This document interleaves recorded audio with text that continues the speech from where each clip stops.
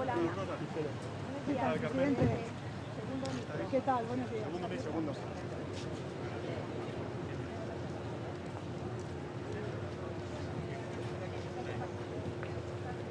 Buenos días.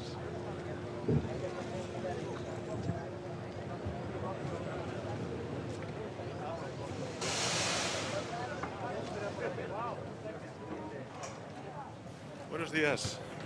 Bueno, un tiempo estupendo. Hemos estado con la EMET precisamente durante estas últimas semanas viendo a ver cuál era el tiempo que nos iba a recibir aquí en Granada.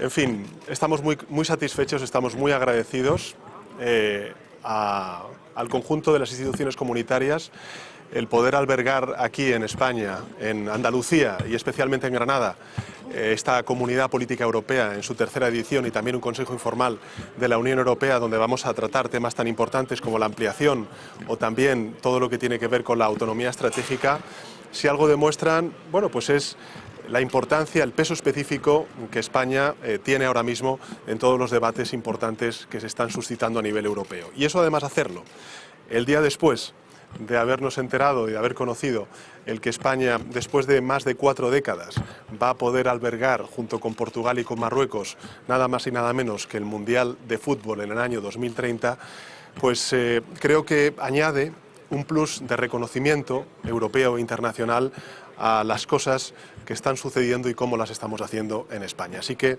estamos muy satisfechos, tengo que decirles que yo estoy muy feliz de poder estar aquí en Granada, hemos trabajado mucho para que esta cumbre de la Comunidad Política Europea y también el Consejo Informal sean un éxito.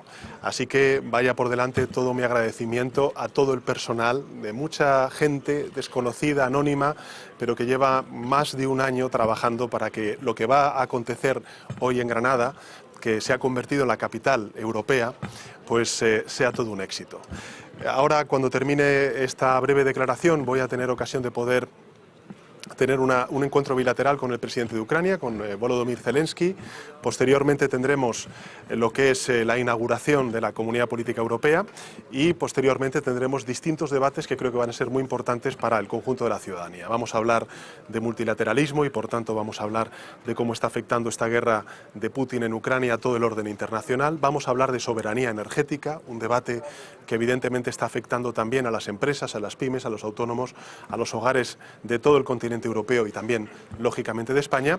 Y vamos a hablar de todo lo que tiene que ver con la inteligencia artificial y esa perspectiva humanista que tenemos que dar a toda la revolución tecnológica que cada vez está más presente en nuestras vidas. Eso es lo que vamos a hacer hoy. Mañana vamos a tener el Consejo Informal de la Unión Europea y ahí vamos a debatir sobre una cuestión muy específica y es lo que se llama la nueva estrategia europea. Vamos a abrir en Granada ese gran debate que nos tiene que llevar a una profunda reforma de la Unión Europea para que en los próximos años podamos ampliarnos, podamos pasar de una Unión Europea de 27 a una Unión Europea a 35. Y eso va a exigir muchos desafíos desde el punto de vista interno para seguir siendo eficaces y también, lógicamente, para poder albergar y acoger a esos países que están llamando a la puerta desde hace mucho tiempo en lo que es este proyecto común de la Unión Europea. Ya saben cuál es la posición de España, no solamente la de una administración progresista, sino ha sido, digamos, una posición sistémica de nuestro país. Somos un país digamos, siempre abierto a las ampliaciones. Nosotros hemos sido, hace ya unos cuantos años, también beneficiarios de esa ampliación, en la década de los 80 del siglo XX y, lógicamente, siempre vamos a ser empáticos y abiertos a que esos debates sobre la ampliación a otras partes de Europa se puedan suscitar y se puedan, lógicamente, desarrollar. Bueno, en fin, tenemos muchos debates por delante y quiero agradecer, pues lógicamente, al Ayuntamiento de Granada, a la Junta de Andalucía, a todas las instituciones implicadas, desde el Consejo, el Parlamento Europeo y la Comisión Europea, que van a estar aquí en Granada, pues todo el trabajo que hemos desarrollado. La paciencia y la hospitalidad del pueblo granadino y, lógicamente, mi felicidad porque, en fin, podamos desarrollar toda esta cumbre, estas dos cumbres, en un lugar tan emblemático como esta. Si me permiten el comentario, pues en fin, la Alhambra en árabe significa la roja, y la roja es efectivamente lo que va a vestir la selección española de fútbol, pues en ese color en el Mundial 2030 aquí también en España cuando se celebre. Y hacerlo además en Granada, donde hace muy pocas fechas pues también la selección española de fútbol tuvo ocasión de jugar un partido de fútbol desde hace ya muchos años, pues me parece que, en fin, que todo al final pues encaja y nos hace proyectar una imagen de España que realmente yo creo que es muy positiva, ¿no? Es de valores, de deporte, de convivencia, es un mundial al final donde dos continentes, el europeo y el africano, se encuentran y donde al final proyectamos, bueno, pues lo que realmente es nuestra sociedad, nuestro país, un país amable, un país hospitalario, un país, en fin, abierto, con talante, respetuoso, que apuesta por la convivencia y por todo aquello que ahora mismo pues tenemos que proyectar, porque el mundo efectivamente está viviendo un momento muy complicado, muy complejo, y particularmente un país con el que nos sentimos muy próximo, aunque estemos a 4.000 kilómetros de distancia, como es Ucrania. Presidente, ¿qué le va a trasladar al presidente Zelensky en ese encuentro sobre la adhesión de Ucrania a la Unión Europea? Y le pregunto también si Puigdemont está marcando los tiempos de su investidura. Bueno, en primer lugar, sobre la primera de las cuestiones, el presidente Zelensky lo sabe bien. Nada más empezar esta presidencia española rotatoria del Consejo de la Unión Europea, me desplacé a Kiev, estuve con el presidente Zelensky, le trasladé lógicamente el compromiso de España como presidencia rotatoria del Consejo Europeo, nuestra voluntad de seguir dando pasos para que efectivamente se abran ya formalmente esas conversaciones. Nuestra posición es clara, es firme, creo que además todos los países de la Unión estamos, digamos, en la misma línea, y lo que tenemos que hacer es esperar ahora mismo a la institución que tiene que decir si los pasos que lógicamente están establecidos en los tratados han sido cumplidos y las reformas realizadas por parte del gobierno ucraniano. Pero evidentemente creo que la lógica y la voluntad política de todos los países es la que he apuntado en esta declaración. Y en segundo lugar, en relación con la cuestión que usted me ha dicho, a ver, aquí hay dos dinámicas que me parece importante subrayar. La primera es, bueno, hemos perdido 5 semanas con una investidura que todo el mundo, hasta incluso el propio candidato, sabía que iba a ser fallida. Y ahora, bueno, pues evidentemente la sociedad española, y yo el primero, lo que queremos es que haya un gobierno con plenas funciones y que no estemos en funciones como llevamos desde las elecciones del pasado 23 de julio. Por tanto, hay una urgencia en que haya un gobierno en funciones y, en segundo lugar, bueno, las negociaciones son complejas, porque hay un arco parlamentario con distintas, intereses, y tenemos entre todos que encontrar ese espacio de encuentro para arrancar esta legislatura y poder formar una mayoría parlamentaria que no solamente nos dé una investidura, sino también la legislatura, ¿no? Así que, a ver, yo lo dije el otro día en mi comparecencia en el Palacio de la Moncloa, mi objetivo es el que durante estos próximos 4 años sigamos avanzando para la mayoría social de nuestro país en derechos y en libertades y en progreso. En segundo lugar, seguir cultivando y abonando ese reencuentro, esa convivencia entre los pueblos de España. Y finalmente, el marco es la Constitución. Por tanto, diálogo es el método, el objetivo es el progreso y la convivencia, y el marco es la Constitución. Y es ahí donde nos vamos a mover, porque, en fin, no soy un presidente de gobierno nuevo. Llevo ya 5 años y es lo que he hecho durante estos últimos 5 años, en circunstancias extraordinariamente complejas como las que hemos vivido y a que afortunadamente hemos superado, como es la pandemia de la COVID-19. Presidente, ¿le preocupa el acuerdo de ayer de inmigración? ¿Le preocupa al gobierno español el preacuerdo que se ha alcanzado de inmigración? Y le pregunto también, al hilo de la pregunta sobre Puigdemont, sí, en directo para La Sexta, ¿va a haber amnistía o no? Es lo que mucha gente... Sí, yo sé que esa es la pregunta que se hace. Incluso me dicen por qué no se refiere a ella directamente. Estamos negociando con los distintos grupos parlamentarios. Creo que, lo dije además en mi anterior comparecencia, a ver, cuando el gobierno de España aprobó los indultos, yo tenía una confianza en que contribuyera a la estabilidad, a la normalización de la política en Cataluña. Hoy tengo la certeza de que fue una buena decisión y que, por tanto, obedeció a un interés general, que es el interés al que debemos, digamos, de alguna manera velar, no solamente aquellos que tenemos el honor de liderar un país desde el Poder Ejecutivo, sino también todas las fuerzas parlamentarias. Por tanto, estamos negociando Y cuando tengamos una posición concreta al respecto, después de reunirme con todos los grupos parlamentarios, fijaremos la posición del Partido Socialista Obrero Español. Y en este caso yo le hablo, lógicamente, como candidato del Partido Socialista Obrero Español a esa investidura. Y en segundo lugar, ¿cuál era la otra pregunta? El preacuerdo de migración. Hombre, yo creo que es un acuerdo en el que todos al final hemos tenido que ceder, pero creo que es un acuerdo que sienta las bases para que ya definitivamente, junto con el Parlamento Europeo, logremos ese pacto de migración y asilo. Y España es un país, digamos, muy interesado en que haya un pacto de migración y asilo, porque estamos hablando de dos ejes fundamentales, el primero el de la solidaridad y el segundo el de la responsabilidad. La responsabilidad significa controlar las fronteras, controlar, digamos, y luchar contra la migración irregular y propiciar la migración regular, que es en lo que ha estado siempre el Gobierno de España. Pero en segundo lugar, la solidaridad.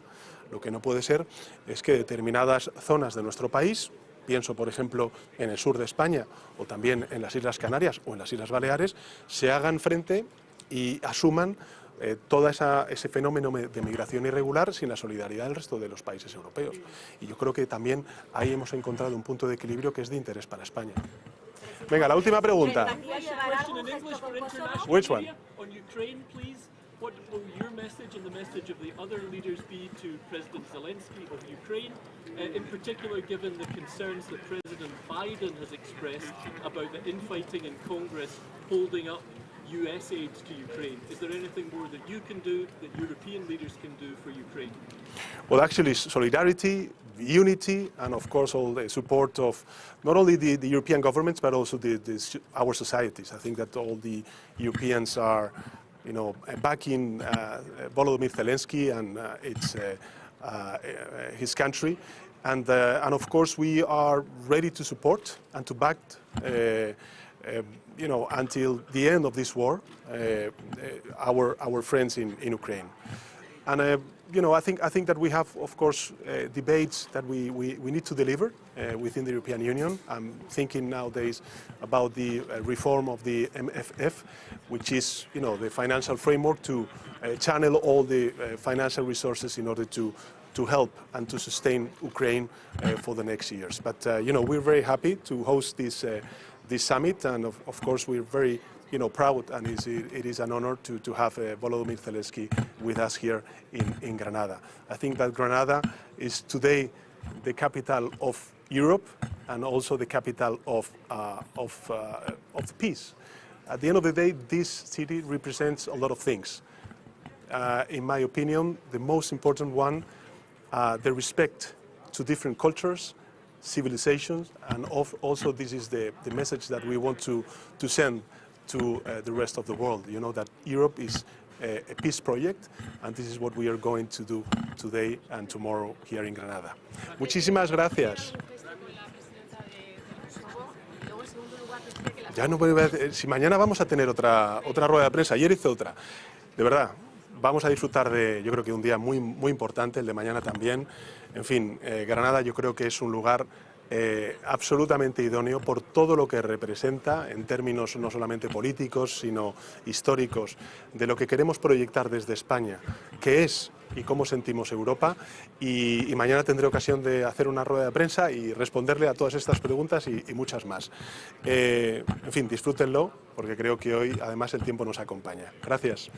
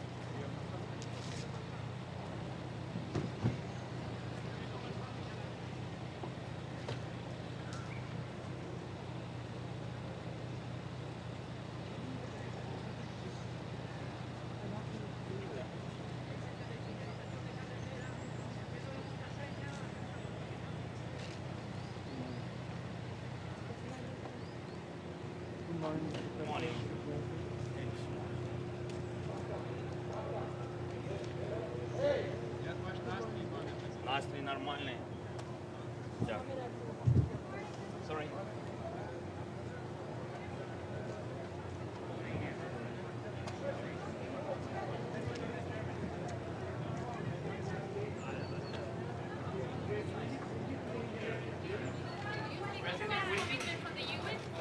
Will you claim here in Granada for speeding up the process of the Ukrainian answer?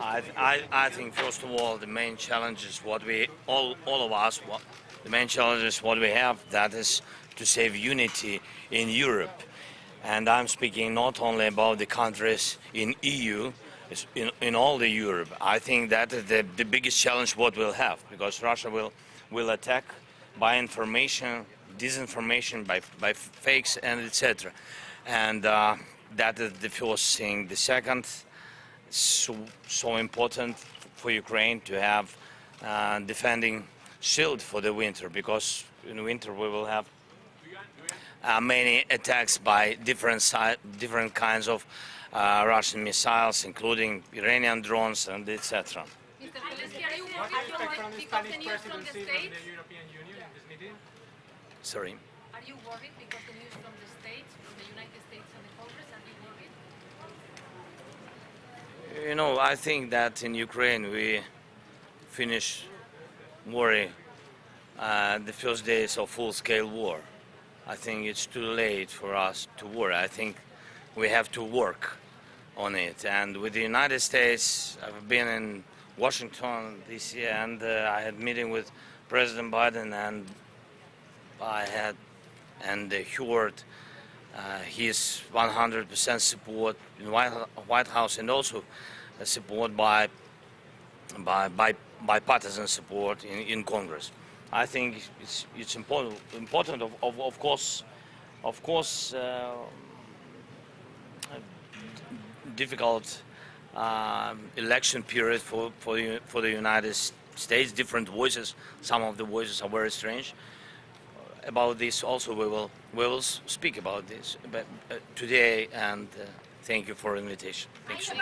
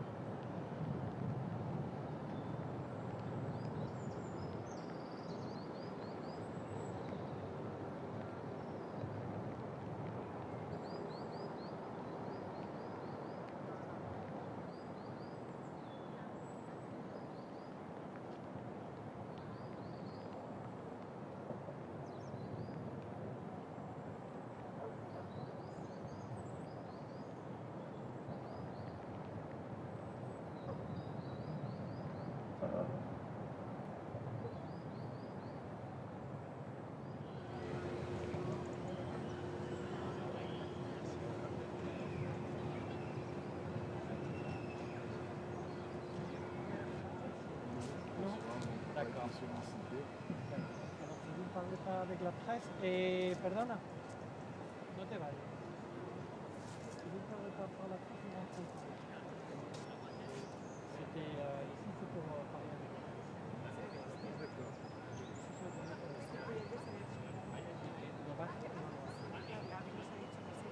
Vous voulez parler avec la presse ou non? Non, c'est pas. Je pense pas pour moi. Non? D'accord, vous le dirigez pour ça? D'accord, soyez le bienvenu. Très bien, merci.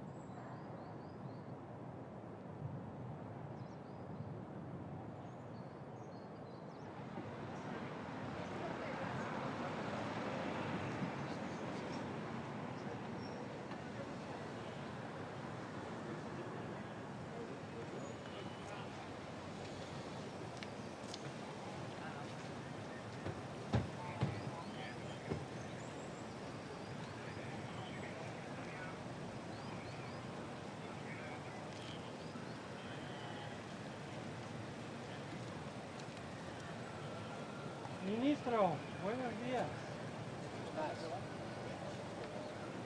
Solo te tengo que indicar. Qué alegría verte de nuevo.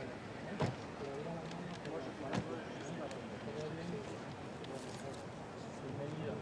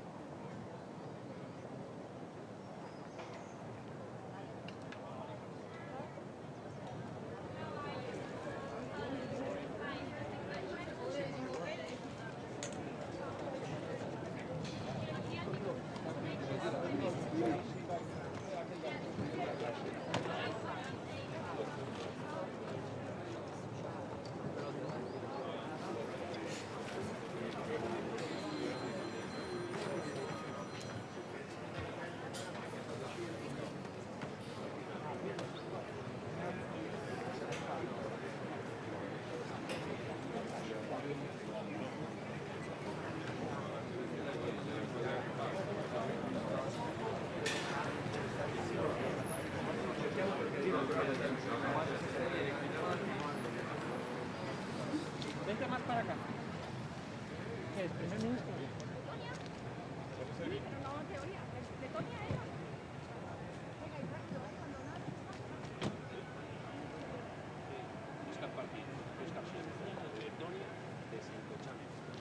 Good morning. Welcome, Prime Minister. Good way, please. The media is here. Yeah.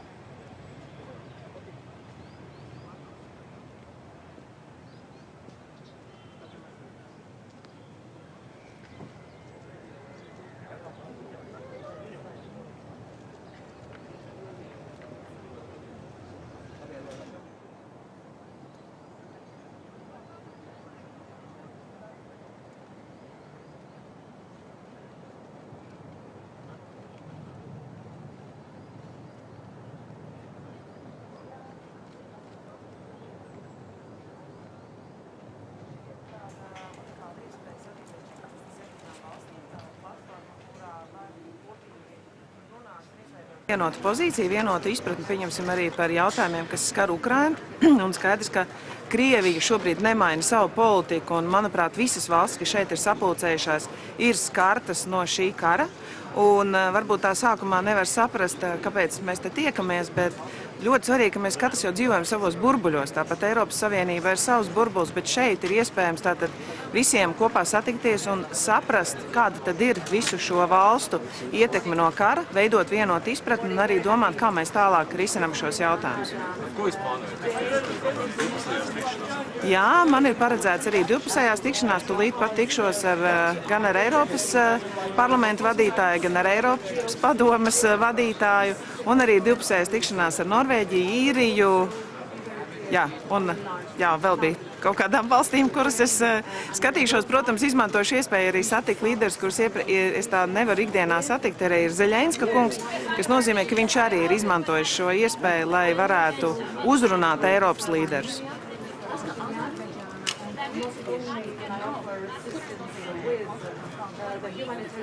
Man ļoti žēl, ka Azerbaidžāna un Turcija nav izvēlējusies ierasties, un skaidrs, ka šis formāts būs dzīvotspējīgs tik ilgi, kamēr līderi ieradīsies un apmeklēs šo formātu un izmantos iespēju arī runāt. Iepriekš tika izmantots šis formāts, lai runātu par miera sarunām. Es domāju, ka ir ļoti svarīgi tomēr arī Eiropas līmenī mēģināt būt par vidutājiem un atrast tādas miera sarunu formātu, jo tas jautājums ir ārkārtīgi jūtīgs šobrīd, bet mēs varam aicināt uz miera sarunām. Paldies! Not today.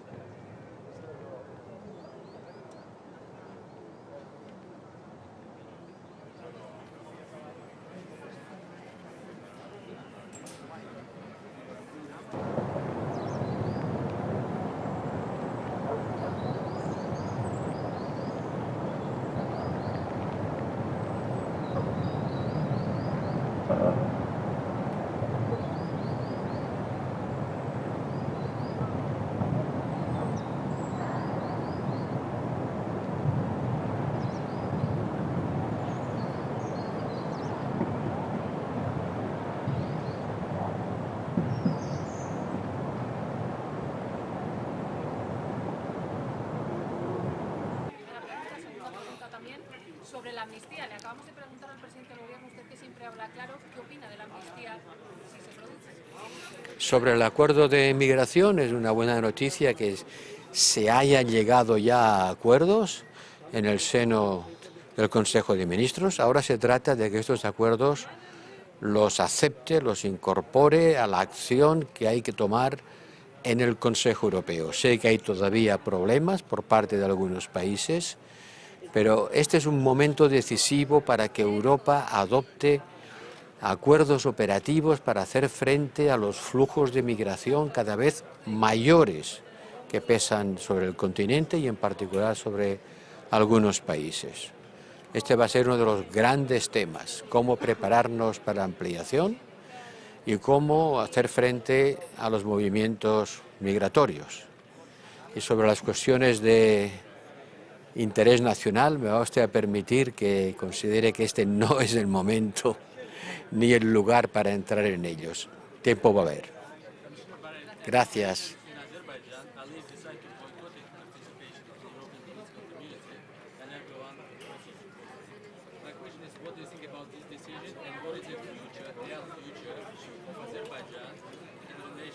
Es una pena que Azerbaiyán no esté aquí.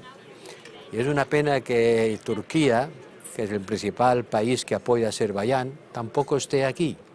Por lo tanto, no vamos a poder hablar aquí de algo tan grave como el hecho de que más de 100.000 personas hayan tenido que abandonar a prisa y corriendo sus casas huyendo de un acto de fuerza militar. Condenamos los actos de fuerza militar para resolver los conflictos. Ayudamos a estos refugiados. Y espero que en Bruselas puedan haber reuniones entre Armenia y Azerbaiyán, sobre todo para evitar que el conflicto vaya más y para estabilizar políticamente Armenia. Muchas gracias. Hablaremos de estos temas más tarde, cuando el momento llegue. Gracias.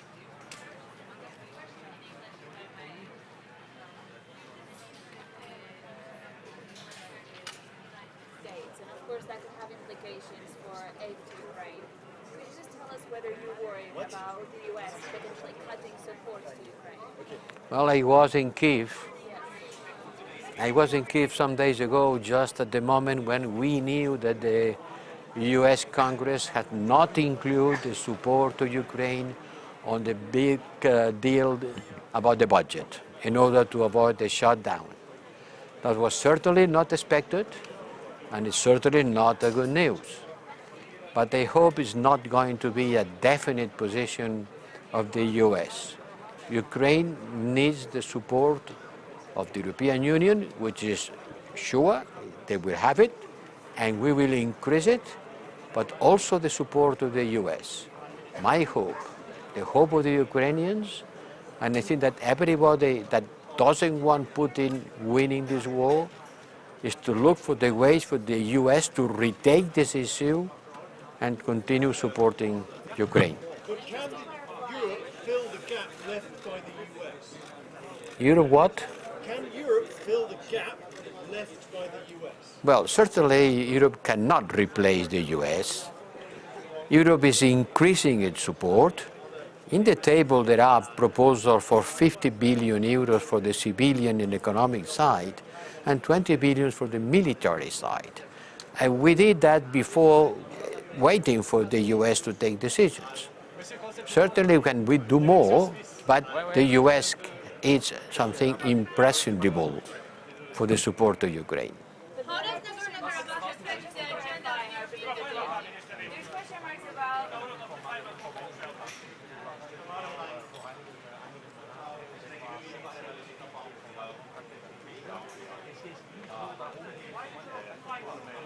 Wirklich uns mal dann den formellen ja, vielleicht Treffen, formelleren Treffen auch, ja, auch mal Schritte mal zu machen, wo auch mal sehen, wo die Schweiz etwas helfen kann. Letztes Mal haben Sie Präsident Zelensky getroffen. Wie wichtig ist das Thema Ukraine aus Ihrer Sicht? Ja, es ist zentral, es bleibt absolut zentral, nicht nur für die Schweiz, für den ganzen Kontinent, aber Sie haben vielleicht es gesehen, letzte Woche hat die Schweiz auch noch einen Schritt gemacht mit 100 Millionen für die Entminung. Das ist auch ein wichtiger Schritt und es zeigt einmal mehr, dass wir sehr solidarisch sind mit Ukraine. Aber jetzt muss man auch sehen, es dauert diesen Krieg seit mehr als 18 Monate und es ist wirklich außerordentlich wichtig, dass man auch für die nächsten Monate mal sieht, wie es mal sich weiterentwickelt. Daher auch alle meine Kontakte auch auf anderen Kontinenten, in Afrika, in Südamerika, weil es darf nicht sein, dass es wird als kontinentale Angelegenheit gesehen. Nein, es ist eine Weltangelegenheit, es betrifft wirklich alle. Frage zu Bergkarabach. Was ist die Haltung der Schweiz und wieso verurteilen wir das nicht so wie das andere Länder? Ja, wissen Sie, die Haltung der Schweiz ist da. Für eine Zeit lang sind wir immer wieder in Kontakt gewesen mit unterschiedlichen Parteien. Sie kennen auch die Rolle der Schweiz, die Möglichkeiten, die wir haben können, auch etwas anzubieten in Situationen von Konflikten. Und ich glaube, heute wird es auch ein interessanter Moment sein, mal informell ein bisschen zu hören, auch wie andere reagieren dazu. Ein Thema ist auch der Konflikt zwischen Kosovo und Serbien. Wie sehen Sie die aktuelle Situation und was kann die Schweiz da zur Lösung beitragen? Ja, wissen Sie, ich habe Präsident Vučić in New York kurz getroffen. Ich habe Premierminister Kurti in Bern gesehen. Es ist klar für uns, für die Schweiz ist von einer zentralen Angelegenheit, eine friedliche und stabile Situation in der Balkan zu haben. Es ist wirklich unser Interesse auch direkt. Wir haben eine sehr starke Verflechtung zwischen Bevölkerungen.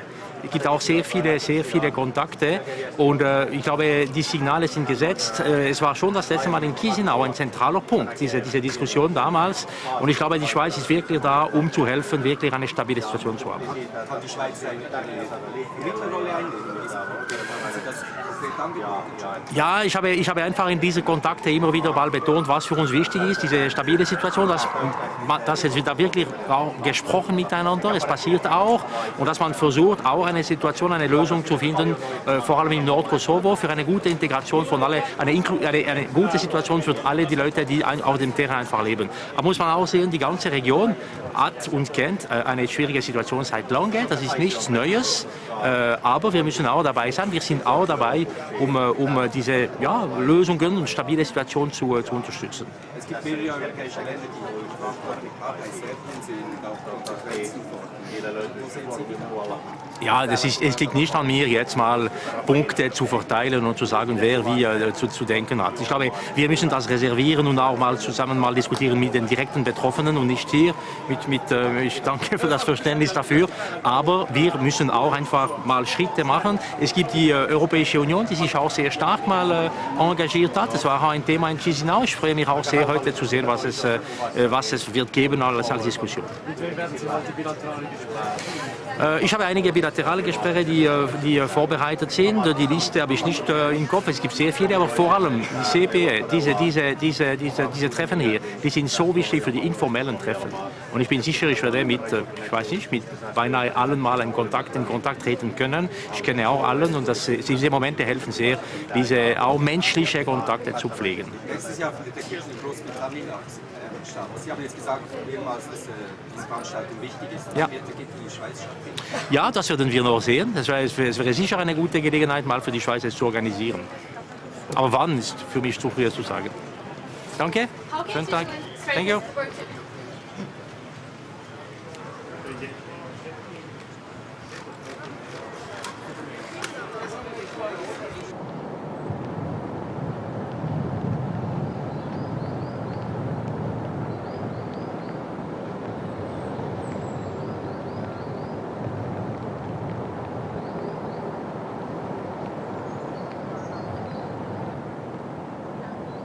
The third EPC today that is starting after Prague and Chisinau. And actually it is the third time that at the core of our discussion is our support for Ukraine. And this symbolizes also the strong support that the European political community has for Ukraine.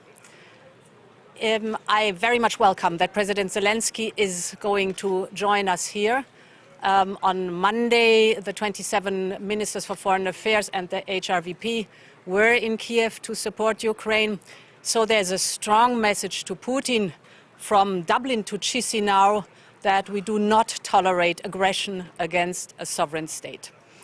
One of the topics here will also be energy. And indeed, we had a massive energy crisis due to the blackmail of Russia with fossil fuels. We've mastered this crisis. The prices have gone down drastically.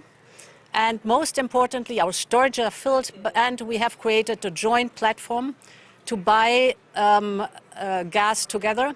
This is a big success, and the success is seen into can be seen because of the fact that not only the 27 member states have joined this platform for energy, but also other members of the European political community like Norway, Ukraine, Moldova or Serbia. We have been able to get rid of the Russian dependency on fossil fuels. We have massively invested in renewables, and indeed last year, for the very first time, the European Union was able to produce more electricity from renewables, wind and sun, than from gas. And of course, Armenia will play a role today in the discussions too. I will meet the Prime Minister of Armenia in a bilateral here. We strongly support Armenia and support it in its humanitarian needs. We have already allocated 5.2 million euros. I will tell the Prime Minister today that I'm happy that we double this amount to 10.4 million euros and that we are providing 15 million euros of direct budget support under the country's annual program. And we will discuss what else we can do to support Armenia in this difficult situation. Madam President, on Armenia and Azerbaijan, you've talked about what you can do for Armenia, but is there any action that the European Union will take against Azerbaijan for a military operation that has triggered the exodus of 100,000 ethnic Armenians from the... We have immediately, end of September, issued a very strong statement of condemnation of the military operation of Azerbaijan in Nagorno-Karabakh and called strongly on a resuming of dialogue and a peaceful solution. This is what we are working on, and important for us is to support Armenia.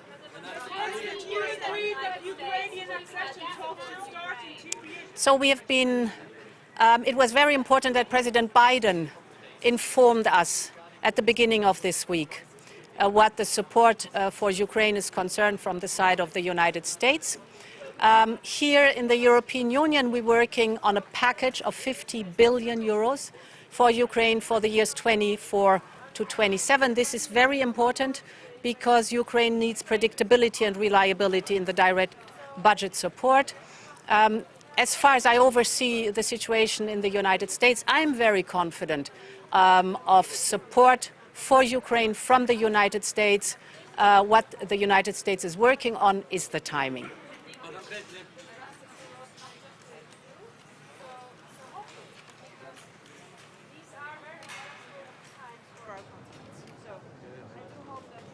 Are there any developments regarding Southern Gas Corridor and Turkey Gas Hub?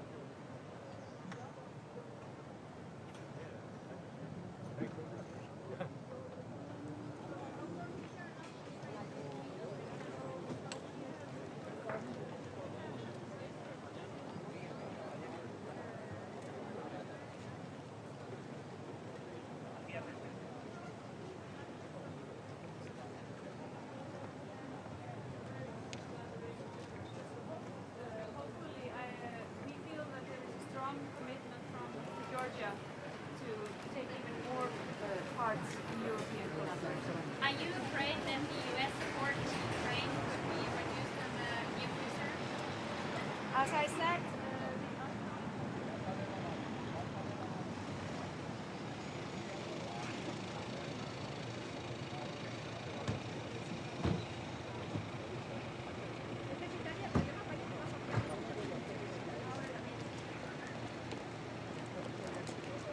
Buongiorno, Presidente.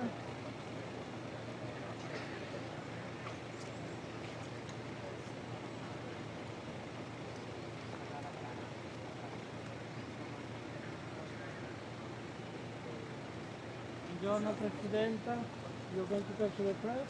Yes? Okay. Benvenuto.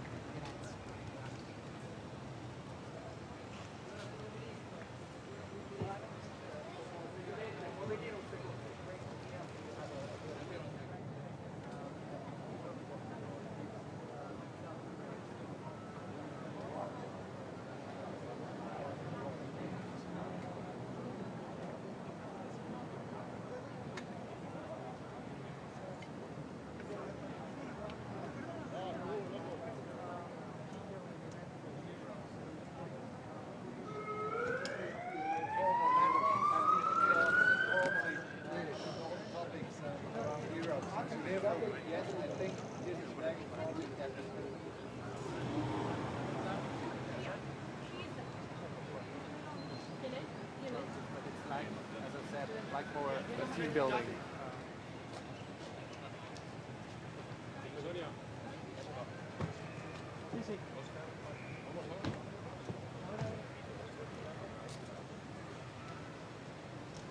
Good morning. Hey, good morning. How are you? Am I spokesperson walk with you? Oh, that's You're good. going to talk to the press, right? Yes, I'm afraid so. Thank you. Good morning.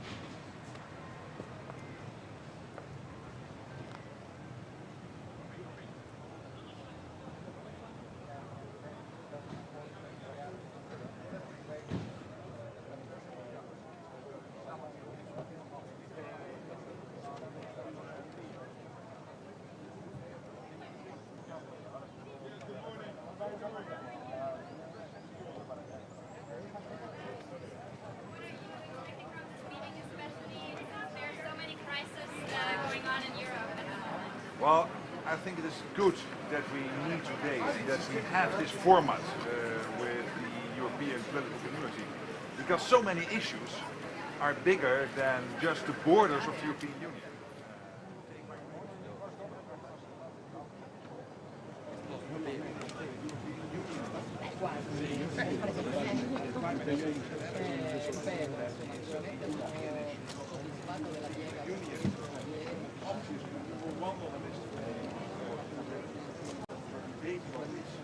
Important topics. I think it's good that we meet here as it is. What about Serbia and Kosovo? This seems to escalate for this.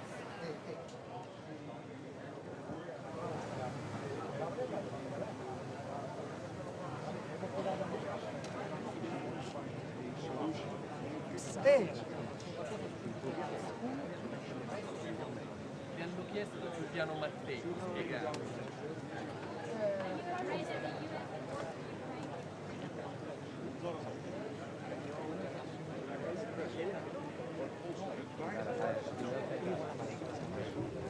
Nole.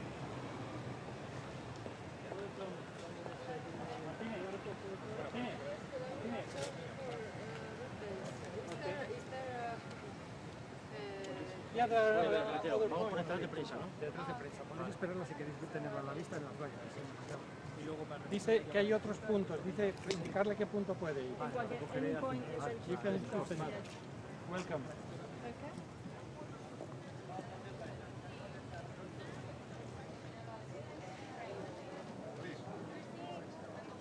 Hi.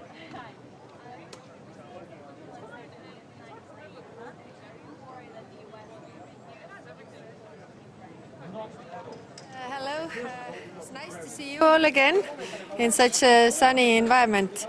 Today we have the European Political Community meeting again, so it's a good platform to talk to each other. It's very sad that some European countries are not coming. We heard that Erdogan is not coming and Azerbaijan is not participating because this is the platform where we all should talk to each other.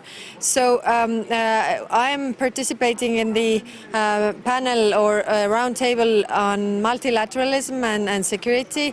Russia does not believe in multilateralism, so we have to do everything to prove that we are united and we talk to each other and we make multilateralism work. We had the UN General Assembly and the discussions how the UN should function and how the UN Charter should really function so that we would have peace in the world. So hopefully we have good discussions today. Are you afraid that the U.S. support for Ukraine will be shrinking in the near future? No, not directly. I mean, we have the discussions everywhere, and U.S. has committed their support to Ukraine, as other countries in Europe as well. And I think Russia wants us to be tired, and we shouldn't show them that we are, because we are not. We have to help Ukraine as long as it takes. We have to endure the war as they are enduring the war. And we have to do everything to help Ukraine.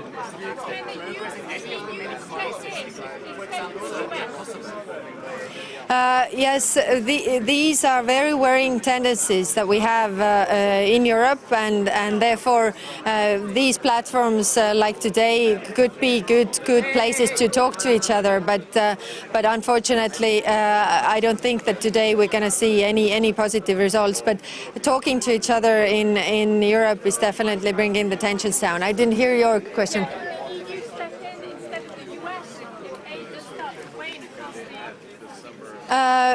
Europe actually is helping Ukraine a lot, and we have to do more. And everybody who has more in their stocks should give more. Russia is thinking that they will endure pain much longer, but we shouldn't do that. We shouldn't give them that. Yeah. Okay. Yeah, we're going to discuss that tomorrow, and this is definitely a worrying tendency. I mean, when we talk about the multilateralism, how it should work, and how, you know, you shouldn't take big processes into hostage. So what kind of tools are there really in order to listen to everybody, but not give them the veto rights in the way that you can block everything. But we'll see. We'll discuss this. Thank you.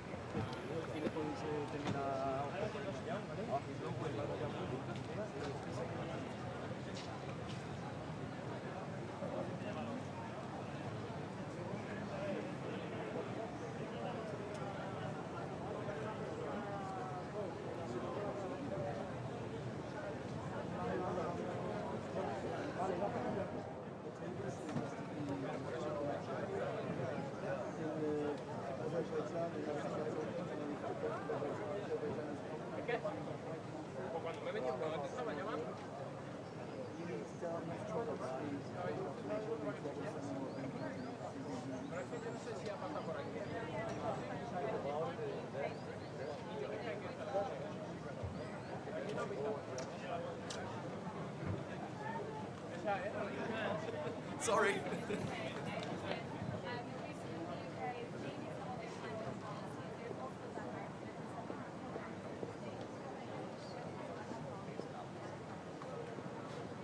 Yes, very worried about it.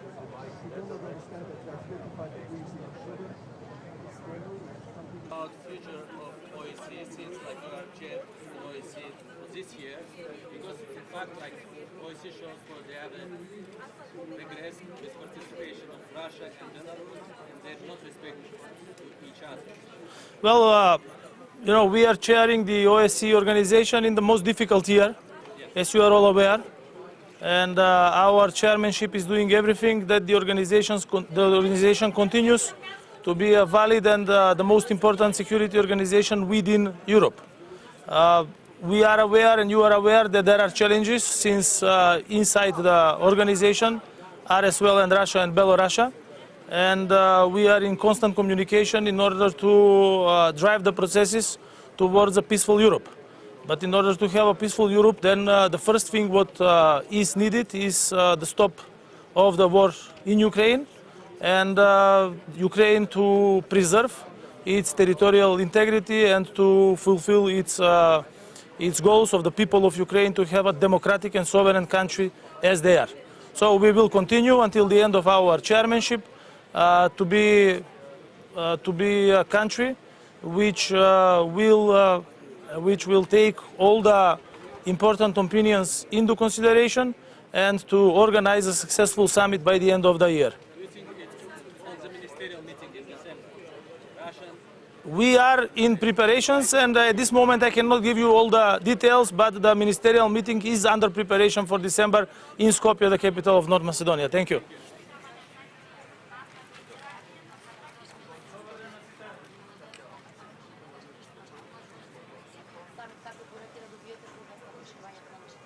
Па најпрвин, јас денес се представувам Северна Македонија, ново исклучително важен состанок на Европската политичка заедница.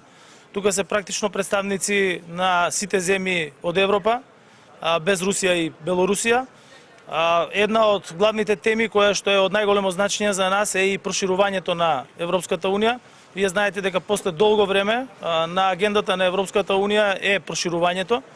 Ќе разговараме нормално и на теми кои што се однесуваат и на дигитализацијата и на воведувањето на вештачката интелигенција, се со цел да се подобрат услугите за граѓаните, и тоа ќе биде една од работните средби на кои што јас ќе учествувам заедно со премиерите на Италија, на Франција, на Обединетото кралство и на низа други, на представникот на Европскиот парламент, на Европската комисија. Исто така значено е што утре ќе биде одржан и неформален состанок на Европскиот совет, на кој што ќе се разговара токму на прашања кои што се значени за нас, а тоа е пред се мирот и безбедноста во Европа, поддршката на Украина, но и проширувањето на Европската Унија. Како што најави председателот на Европскиот совет Шарл Мишел пред повеќе од еден месец, веќе во рамки на Европската Унија се води дебата во однос на подготовката на Европската Унија за прием на нови членки од една страна и од друга страна процесите за пристапување кои што самите земји членки ги имаат со Европската Унија. Ние мислам дека се наоѓаме во одлична позиција со оглед на тоа дека минатата година ги отпочнавме преговорите со Европската Унија. Од друга страна, Европската Унија има стратешки интерес и веќе отворен процес за свое прилагодување, кој што е паралелен процес во однос на тоа дека ќе треба да функционира во иднина со земји кои што имаат поголем број од сегашниот, што значи дека ќе постои динамика и на страната на земјите на кандидати за членство. Пред се тука мислам на земјите од Западен Балкан, вклучително и на Северна Македонија, меѓутоа и динамика внатре во Европската Унија во однос на прилагодување на функционирањето со повеќе земји членки. Веќе е јасно на сите дека Германија и Франција имаат изработено работен документ кој што се однесува на кои се тие стратешки промени кои што треба да се направат. Јас тоа не можам да го коментирам во моментот, бидејќи се работи за работен документ кој што не е финален, и затоа ќе оставам тие да го комуницираат, иако го имам видено, и сметам дека тоа што стои како предлог во самиот работен документ е позитивно за нашата држава и за земјите од регионот. Се надевам на успешни состаноци, ќе имам и билатерална средба со премиерот на Холандија, со премиерот на Ирска и со подпредседателот на Европската комисија. Ви благодарам и ви посакувам и на вас успешен работен ден.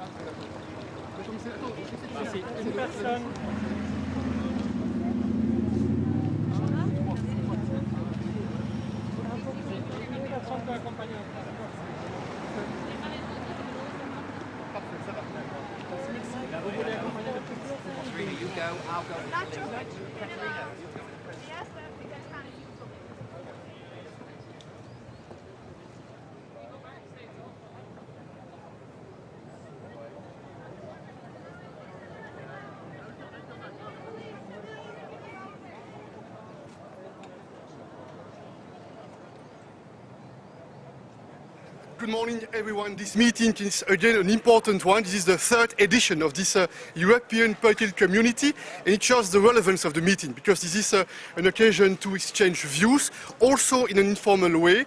And there are many challenges for the European continent.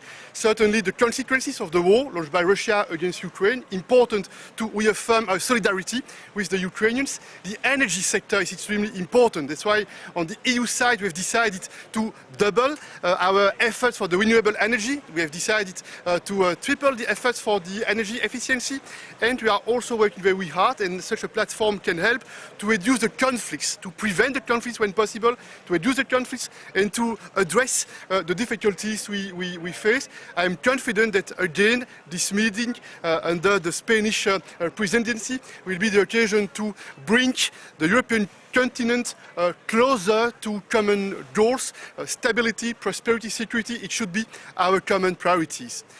Cette réunion est une réunion importante parce que ça va être l'occasion pour beaucoup de leaders de se rencontrer, de discuter et de progresser ensemble sur des sujets qui concernent l'intérêt commun pour l'avenir du continent européen, les questions d'énergie, les questions liées à la connectivité, et puis certainement les conséquences de la guerre de la Russie contre l'Ukraine seront à l'ordre du jour.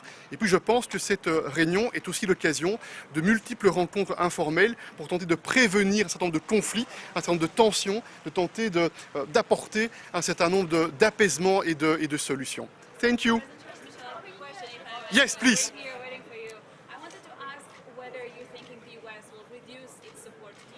We had a few days ago a very important phone call with the President, Joe Biden, a very important moment because he reassured us, and we feel his personal leadership, his personal commitment to ensure that the United States will support Ukraine in the long run, will help Ukraine in the long run, and we work very closely together. And you know that on the EU side we have already mobilized 82 billion euros for Ukraine, to assist Ukraine, and you know that we are working hard to decide an additional package. There is a proposal on the table with 50 billion euros for the Ukraine facility and with 20 billion euros for the European Peace Facility for more military equipment for Ukraine. This is very tangible, very concrete, and it's our duty to support Ukraine.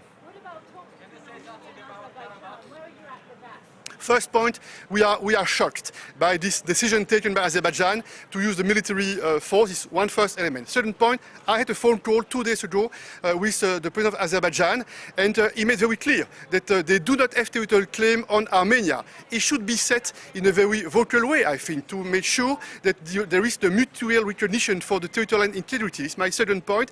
And point three, we will help Armenia to face the consequences of this military operation started by Azerbaijan. There are a lot of refugees in Armenia, and we need to support with humanitarian assistance on the one hand, but we also need to take into account the wish in Armenia to strengthen the ties between Armenia and the European Union, and I am in favor of this rapprochement between Armenia and the European Union. And I want to be clear, we made a promise a few years ago to Armenia in terms of investment package with more than 2 billion euros promised to Armenia. We must deliver.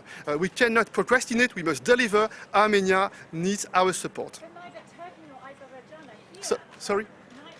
Neither Turkey nor Azerbaijan are here. I mean, European diplomacy is working. This is extremely important not to give up, never to give up. And I believe that the diplomatical efforts are needed even when there are difficulties, even when there are setbacks. And you know that we'll have the occasion today to meet together with President Macron, with President Scholz, and with Prime Minister Pashinyan. I take note, there is a decision taken by President Aliyev not to attend the meeting. I take note, but we do not give up, and we are absolutely convinced that this is our interest within the EU to have a stable and prosperous Caucasus. And you know, before we start at the EU level the mediation, we were not very active and present in that region. With this EU mediation effort, it means that we are defending our interests, we are promoting our values in that region. It's what we need to do. The European Union is a fundamental political project. We need to protect and to defend the interests of our citizens, and the interests of our citizens, this is very clear, this is a stable and prosperous neighborhood, including in the South Caucasus.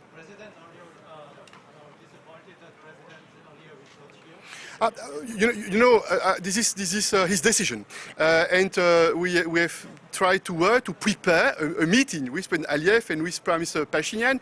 We have proposed some ideas to make sure that we can bring more stability, more serenity, that we can address the humanitarian consequences of the situation. This is his decision, and I do not intend to comment publicly his decision. I will have the occasion to tell to him directly what is my feeling about the decision not to come. Mr. President, why Europe stayed silent for almost 30 years and 1 million of displaced Azerbaijan people from Karabakh and Armenia, and is actively speaking now on behalf of Armenia? Do you think Europe can be a neutral mediator after that? Answer number one, yes, the EU is a neutral mediator because the EU has no hidden agenda. Our agenda is very clear. This is prosperity, stability, security, and predictability, point one. And point two, we made a lot of progress in the past with the mediation. When we started the mediation about 3 years ago, we made some concrete and tangible result with the exchange of prisoners, with some progress in terms of exchange of mining maps, in terms of discussions that have started for the border delimitation, with the launch of 2 border commissions that are supposed to work together. We made progress on the connectivity by discussing the details of the modalities and the principles of sovereignty and jurisdiction and reciprocity that should be guaranteed in terms of efforts for improving the connectivity in the region. But we are very sincere, we are very honest, we understand that more diplomatic efforts are needed. This is what we will do today with the Prime Minister of Armenia. Thank you, just a pleasure to meet you this morning. Thank you. Bye.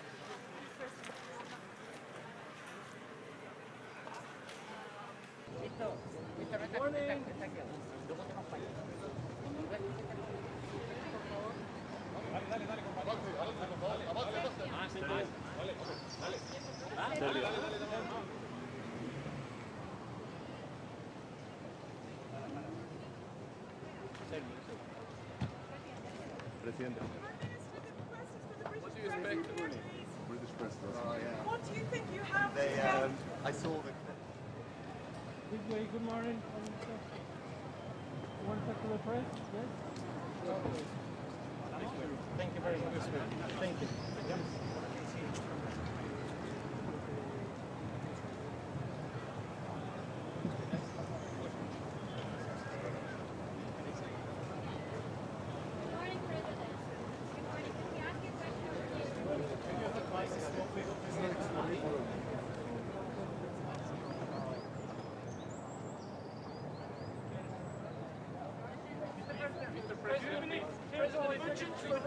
One question in Union. How do you get out of the current crisis? Tell us. We'll get it out. Do you have any talks today with your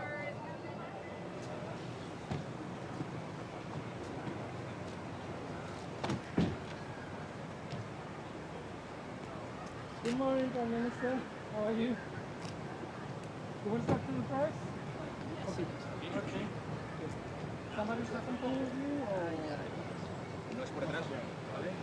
Por aquí, me dais todo lo que queráis por el vallado y cuando llegue a la izquierda le esperéis en la bota de la boca. ¿Vale? You want something from your team? Okay, that's good. Welcome. Gracias. I see your time.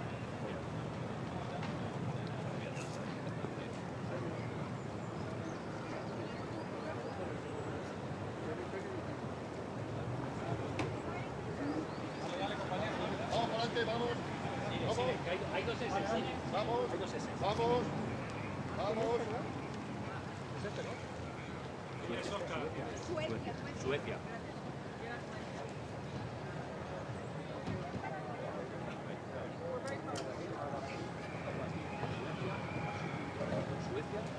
Presidente, ¿no? Presidente. Good morning. Good morning. How are you? Fine, thanks. Migration pact, and could it involve Ireland taking a quota of refugees from migrants from other countries? Yeah, we don't really have clarity on it at the moment. Some progress was made at the Justice Ministers meeting there the other day, but I haven't had a chance to study what's been agreed. I think, though, from Ireland's point of view, it wouldn't really be so much about taking a quota of refugees. You know, we've accepted a huge number of people in the last year or two, maybe 100,000 people from Ukraine and other parts of the world. So I think we're in a different place as a country now, really struggling to accommodate the numbers that we have. But certainly what it is about is a number of things, but one of those is more cooperation at European level and also securing the outer borders of the European Union so that we can put more control on irregular entries into the continent, which is important for us too. So if we don't take a voluntary quota, that would mean paying into the fund, is that right? Yeah, that's an option. So you can have the option of accepting refugees who are in other parts of the European Union. So they're already in a safe place, or you can make a financial contribution. But realistically, where we are in Ireland at the moment is having accepted over 100,000 people from Ukraine and other parts of the world in the past 2 years. I don't think we're really in a position to accept more voluntary transfers, not until we get on top of the accommodation situation. I think people will understand that. That's not to say that we'll turn away people who come to Ireland. Of course we won't do that. But volunteering to take more people is a different thing entirely. This week, some figures emerged on what it would cost to let Ukraine into the European Union, including a calculation that under current laws it would mean a 20% cut to camp farming payments. Does this put a damper at all on Ireland's support for Ukraine's membership? I'm a strong supporter of Ukrainian membership of the European Union, and not just Ukraine, also the Western Balkans and Moldova. And if you look at things in the round, if you take the broader view, the longer term view, enlargement is always good for Europe. It helps to provide us with security, helps to embed democracy and human rights, and also helps the European economy to grow in the round. So I think it's really important that when we look at these questions, we don't see them just as a financial calculation. If Ukraine, Moldova, the Western Balkans join the European Union, they'll become wealthier in due course, just like Ireland. They may yet become contributors to the budget. Certainly when it comes to CAP reform, a further enlargement will of course trigger a lot of reforms. What might be necessary is countries making larger contributions so that we can protect the budget for CAP, but that's all way off. I'd be very keen to see Ukraine begin talks on membership this December. That decision isn't made yet, but I hope we can make that decision. But the time from beginning talks to actually becoming a member, it often takes many years, more than 10 or 15 years. So by then the budget and the CAP will be in a very different place, I think. So I really would hope that we don't create those kind of fears. Just on roads funding, Transport Minister in Ryan was last year by Transport Infrastructure Ireland. The last was proper investment in roads. You see 77 deaths over the next 5 years. What is the CEO of deaths on our roads in recent years? What is your response? Well, we have a lot of investment in roads. Hundreds of millions of euros go into maintenance and restoration of our local, regional, national roads every year. In addition to that, we sign off on new projects. Only this month, nearly €500 million being invested in road upgrades in the northwest for the N5. It's always the case that any government agency will always say they need more money, and if we don't give them more money, there will be negative consequences. People make their case for more money. And I wouldn't expect anything different. That's the normal course of budgetary negotiations. But I do support more funding for roads, I should be clear on that. But also we need to make sure there's adequate funding for public transport. Some really big, important public transport's about to come through planning, like Bus Connects in Dublin, like Cork Metropolitan Rail, and we have a commitment in the programme for government to make sure that funding for public transport outweighs investment in roads by 2 to 1, and that makes sense to me as well.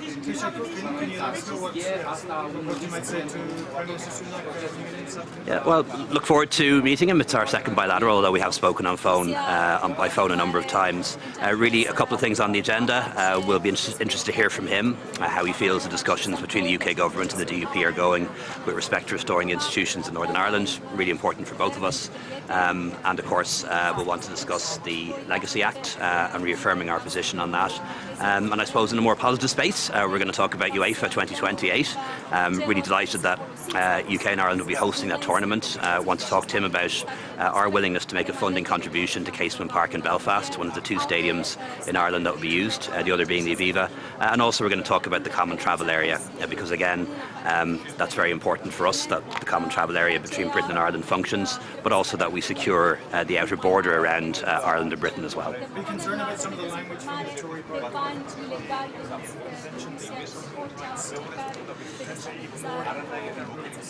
Yeah, I am, to be honest.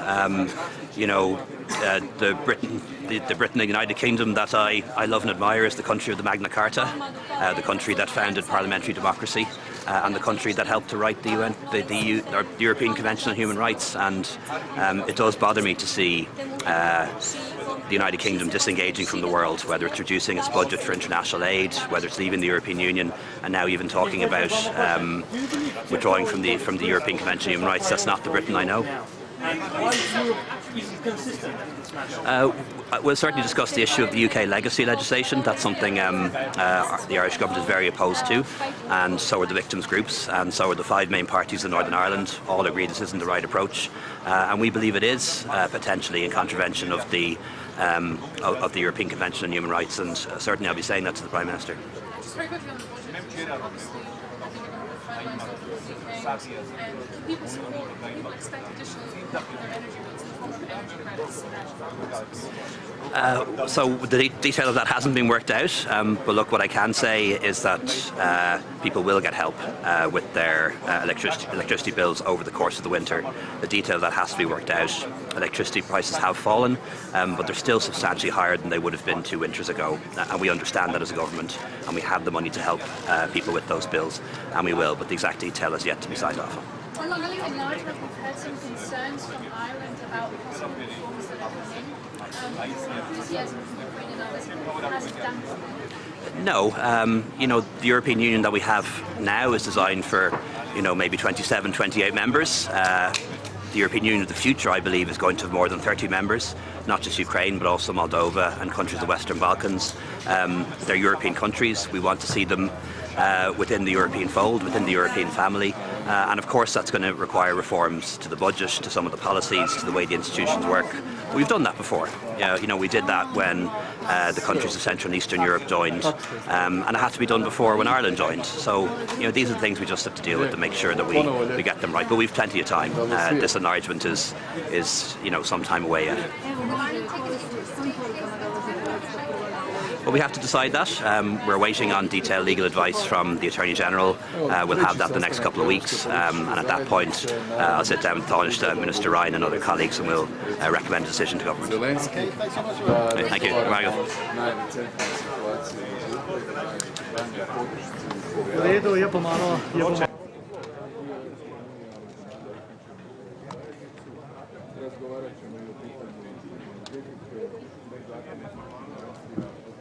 Skupnosti in danes se že kaže v resnici pomembnost teh srečanj, ker imamo prve zaplete. Če je bilo na prvem srečanju kot na medenih mesecih, se danes prvič soočamo s situacijo, ko lahko vidimo, kako pomemben je dialog. Kdaj se tega zavemo? Ko se nekdo umakne. In ravno umik, zelo obžalujem umik tako Turčije kot Azerbajdžana iz današnjega srečanja, ker mislim, da bi ravno tu morali nasloviti te izzive in to na čim širšem možnem nivoju. Tako da upam, da bo to ena dobra lekcija za naslednji, 4. srečanje in da takrat bomo vsi in se bomo o širših problemih evropskega kontinenta, ne samo Evropske unije, pogovarjali res v iskrenem in pa odprtem duhu. Govorili ste v bistvu o tem napetostih v Gorskem Karabahu, danes se boste srečali oziroma govorili z armenskim premijerjem. Pa me zanima, kako bo Slovenija, tudi v bistvu kot bodoča članica, zdaj že opazovalka v varnostnem svetu, mogoče posredovala oziroma prispevala k rešitvi teh napetosti oziroma. Torej prvič prisegamo na dialog in dejansko morajo biti vse vpletene strani enakopravno zastopane v dialogu. Mislim, da je vključitev Turčije v tem primeru pomembna v ta dialog o rešitvi tega vprašanja. Drugič pa na prvem mestu želimo zagotoviti varnost ljudi in to je prva stvar, ki bi si jo morali prizadevati, šele potem pridejo politične rešitve. Vrstni red bi moral biti znan in verjamem, da bomo tudi ne samo kasneje v varnostnem svetu, ampak tudi danes zastopali to stališče. Še glede Kosova, Srbije je tudi pomemben dialog. Kako bo tukaj Slovenija, kje vidite rešitev po teh zadnjih napetostih? V bistvu se gre kar iz krize v krizo.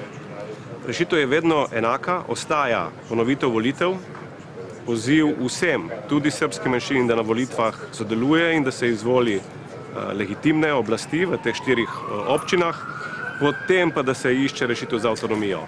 vendar najprej ponovitev volitev. Vse to, kar se je dogajalo v zadnjih tednih, je pa obsojanja vredno in prav je, da tudi mednarodna skupnost obsodi posameznike, ki so v resnici spodbujali do tega, da prije do eskalacije, v tem primeru tudi oboroženih spopadov. In tudi Slovenija ostro obsoja posameznike, ki so pri tem sodelovali oziroma vodili te procese. Pa podpira tudi sankcije proti Srbiji oziroma O tem še nismo razpravljali, bomo videli, kakšna bo danes debata. Mislim, da moramo biti pri tem previdni, konsistentni in ustrajni. Dajmo začeti pri posameznikih, dokler se ne razčisti, dajmo pomiriti, se pravi deeskalirati situacijo in iskati trajno rešitev. Ne verjamem, da sankcije same po sebi lahko pripeljejo k trajni rešitvi. Če bo potrebno in če bo za to obstajalo enotno stališče, se bo Slovenija pridružila. Ni pa nujno, da je to prvi in edini korak. Gospod premijer, še kratek skok na domač politični parket. Zakaj ste se odločili za rekonstrukcijo vlade zdaj in pa kaj sta recimo glavna očitka ministroma? To ni rekonstrukcija vlade, gre za dva ministra, ki sta prišla na moj predlog iz Gibanja Svobode. Žal sem ugotovil v zadnjih tednih, da ne uživate več mojega zaupanja, razlogi so različni. Jaz sem oba ministra s tem seznanil in zdaj je predlog za razrešitev oziroma minister Brežan je odstopil, ministrico Šinkovo bomo pa razreševali v parlamentu.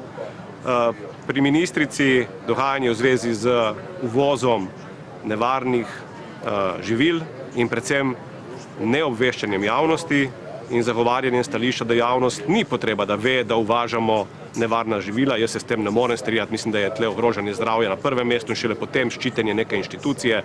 Zato je prav, da ministrica sprejme ne samo subjektivno, ampak objektivno odgovornost v tem primeru. Pri ministru Brežanu bi si pa želel, da bi po poplavah nekoliko boljše organiziral delovanje svojega ministrstva na tem delu, ki se tiče izplačila sredstev občinam. Žal je na tem področju tako drugače postalo ravno njegovo ministrstvo ozko grlo. To ne pomeni, da sanacija ne teče. Sanacija teče nemoteno, lahko bi pa prišlo zdaj do finančnih zamaškov in moramo biti pri tem bolj učinkoviti. Kako komentirate odločitev ministrice, kmetijske ministrice, da ne bo odstopila, ampak da bo počakala na razrešitev v parlamentu? Vsak ima pravico, da se odloča. Meni je včasih nenavadno, kako novinci v politiki kar naenkrat postanejo sami sebi namen, ampak bo parlament o tem kaj več povedal. Pa še glede ministrice Ajanović-Hovnik, ste jo še podpirate in pa ali ste odbili vsa pojasnila glede očitkov, ki so v javnosti? Da, ministrica ima še vedno mojo podporo, verjamem pa tudi, da bo tako pristojnim inštitucijam kot javnosti znala ustrezno pojasniti vse to, kar se ji očita. Jaz si želim, da bi bili ti očitki čim hitreje pojasneni in potem tudi vsi dvomi ovrženi, zato ker ima ministrica pred sabo res ogromno nalogo in bi si želel, da se ta naloga čim prej izpolni. Ker ravno omenjate to nalogo, bo še naprej glavna pogajalka s sindikati? Ostaja, je pa res, da je zadnje čase precej zasedena in zato bo mogoče v nekaterih fazah tudi namesto nje vskočil kakšen namestnik ali namestnica, ampak pogajanja se ne ustavljajo, ne glede na trenutne aktivnosti ministrice. Mogoče še vprašanje glede Ukrajine, sploh v luči dogajanja v ZDA, kjer je pač ta 6 milijardni paket pomoči izpadel iz zakona o financiranju, pa me zanima, vojna traja dlje, kot smo vsi pričakovali. A čutite oziroma se bojite, da bi ta pripravljenost pomagati Ukrajini ali z orožjem ali finančno pač splahnela v državah zaveznicah? Dejstvo, da dlje, ko bo trajal spopad oziroma vojna, večja bo ta, manjša bo pripravljenost, to je dejstvo, ki ga poznamo od začetka. To ni nekaj novega, zato se tudi tako čaka, kakšen bo razplet pred zimo in čas se izteka. O tem govorimo že ves čas. Dejstvo je, da bomo o Ukrajini govorili jutri, na nivoju Evropske unije prav glede finančnega paketa, ki naj bi se potem potrjeval decembra in tukaj bo treba biti enoten. Slovenija bo podpirala vse enotne ukrepe kot do sedaj, se pa kaže pri nekaterih članicah že, bom rekel, soliranje, zagovarjanje lastnih interesov. Jaz upam, da bo prevladal vseeno interes skupnosti, je pa težko prejudicirati, kaj se bo ukazalo. A vidite, kakšen neposreden vpliv dogajanja v Ameriki, recimo na... V tem trenutku še ne, v prihodnjem letu pa zagotovo. Če se bo pa pokazalo okno, časovno okno, v katerem bo možno iskati ali premirje, še bolj pa trajen mir, je pa Slovenija že od začetku podprla mirovno formulo predsednika Zelenskega in tudi kot članica Varnostnega sveta bomo zagovarjali, da je treba dati miru priložnost, kadar se le da, vedno in pred orožjem. Tako da mogoče bo pa tudi dogajanje v Združenih državah pripomoglo k temu, da se bo pogovorom za mir dalo več priložnosti. Bo Slovenija postrajala v tem podpori, ne bo med tistimi, ki bodo zašle na svoje, recimo, egoistične poti? Slovenija nikoli ni bila egoistična država v zunanji politiki in tudi tokrat ne razmišljamo o tem, ravno obratno. Kot majhna država se zavedamo, kako pomembna je enotnost mednarodne skupnosti, če želimo, da vsi skupaj živimo v blaginji in miru. In zato bomo to podpirali do konca. Hvala lepa.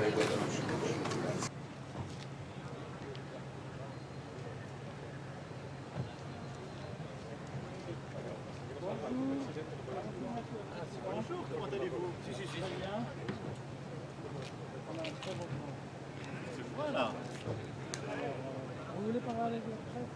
Non? Non? D'accord, alors. On va directement à la présidente. À tout à l'heure, président. Soyez les bienvenus. Bienvenida.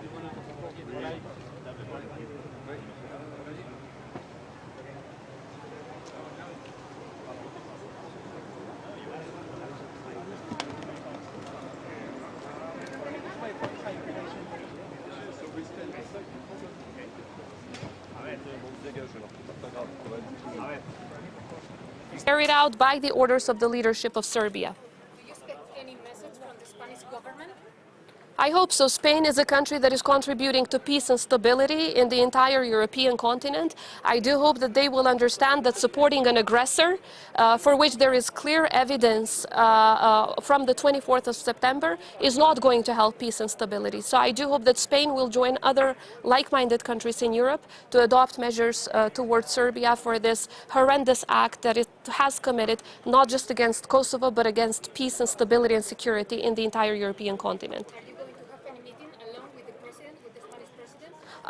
We don't have confirmed meetings alone, but I'm sure that I will have the opportunity because in this setting, most of the discussions are taking place while we are all in the same room. So I do hope that we will have that opportunity to discuss these.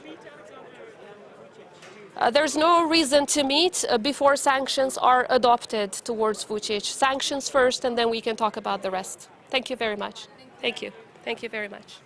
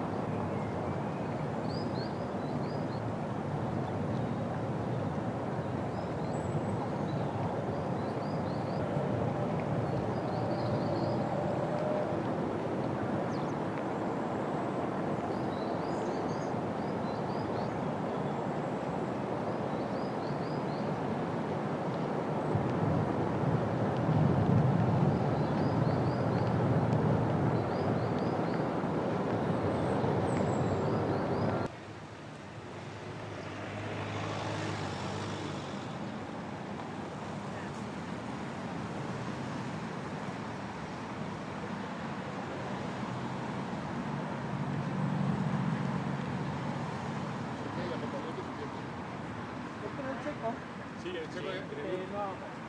parado allí.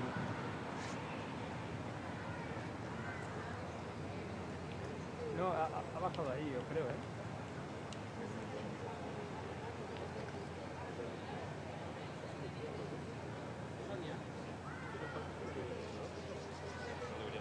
No, dile que coloque los...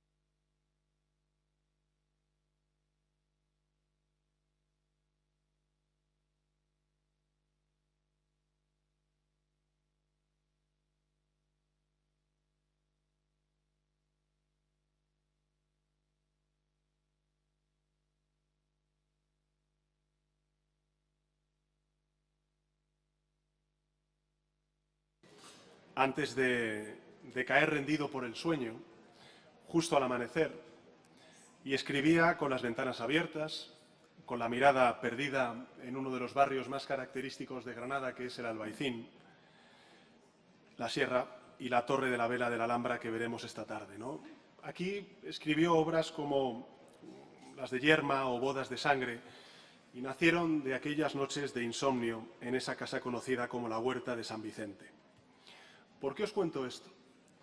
Porque hace 87 años que este gran poeta, Federico García Lorca, uno de los más grandes de la historia de la literatura de España, fue cruelmente silenciada su voz cuando aún le quedaba una larga vida por delante.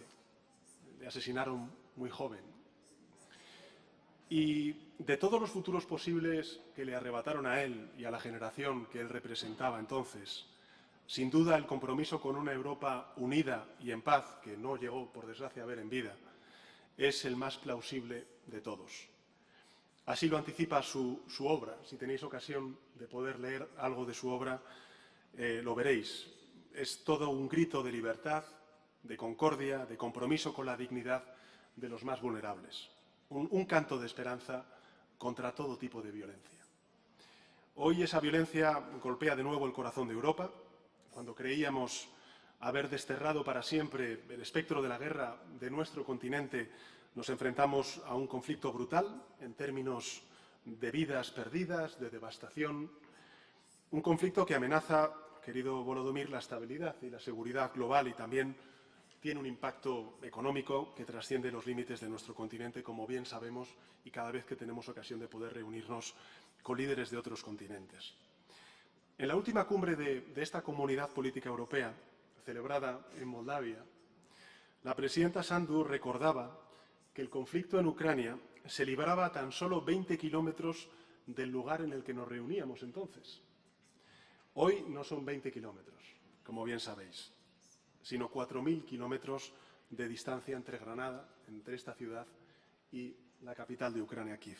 Y sin embargo, también hasta aquí han llegado cientos de refugiados y refugiadas que huían de las bombas de Ucrania. A mi juicio, queridos colegas, hay un gran simbolismo en este hecho. Y es que a pesar de la enorme distancia, incluso física, que nos separa, nuestra vocación, querido Volodymyr, de unidad frente a la agresión rusa es aún más firme. Lo es nuestra voluntad de cooperación frente al imperialismo de Putin, lo es nuestra apuesta por el diálogo, por la paz, por la estabilidad y por la seguridad de Europa frente al uso injustificado de la fuerza. Y este foro, esta Comunidad Política Europea, es expresión de un afán compartido, y es colaborar para construir la Europa del futuro, sea cual sea nuestra posición en el continente, seamos o no miembros de la Unión Europea, como también, por diversas razones, otros países que hayan elegido otro camino distinto al de la integración europea. Esa Europa del futuro, yo creo que solo puede levantarse sobre los cimientos de la seguridad, de la estabilidad y de la prosperidad. Y, por tanto, merece la pena reflexionar estratégicamente cómo vamos a hacer sobre cómo consolidarlos, especialmente en un momento crucial como el que estamos viviendo. Nos une, creo que, la común aspiración de abordar en este espacio flexible e informal los grandes desafíos a los que se enfrenta Europa, desafíos que no se detienen ante fronteras ni entienden de arquitecturas supraestatales, porque su impacto recorre nuestro continente de un extremo a otro. Y en esta tercera cumbre vamos a tener ocasión de abordar algunos de estos retos de futuro que en realidad ya condicionan nuestro presente. Los conocéis bien: el impacto de la digitalización sobre nuestras sociedades, particularmente la inteligencia artificial, la soberanía energética del continente y, por supuesto, un orden internacional basado en reglas y también cómo fortalecer el multilateralismo. En fin, confío, y ya con esto termino, queridos amigos y amigas, en que esta tercera cumbre de la Comunidad Política Europea nos ayude a encontrar respuestas a estos desafíos y que, por encima de todo, lo que haga sea eso, afianzar los sólidos lazos que ya nos unen, lazos atravesados no solo por la geografía, que nos hace compartir este continente, sino también por el peso y las enseñanzas de la historia. Lo vais a ver en esta tarde, en donde tenemos ocasión de visitar el Palacio de la Alhambra, la historia que late con fuerza en el corazón de esta ciudad de Granada, cuyos muros nos hablan sobre todo de convivencia y de encuentro entre distintas culturas, Los árabes vivieron en España, en la península ibérica, pero en particular en España, durante 600 años, más de 600 años. Nos han dejado una herencia que vamos a poder disfrutar en el día de hoy. Bueno, Granada nos habla de eso, de convivencia y de encuentro entre culturas. Síntesis, en definitiva, de la gran epopeya de este rincón del mundo que se llama Europa. Así que muchísimas gracias por el esfuerzo de venir aquí a Granada. Quiero que sepáis que toda España, Andalucía y en particular esta ciudad, pues os acoge con una gran satisfacción y felicidad y un gran orgullo.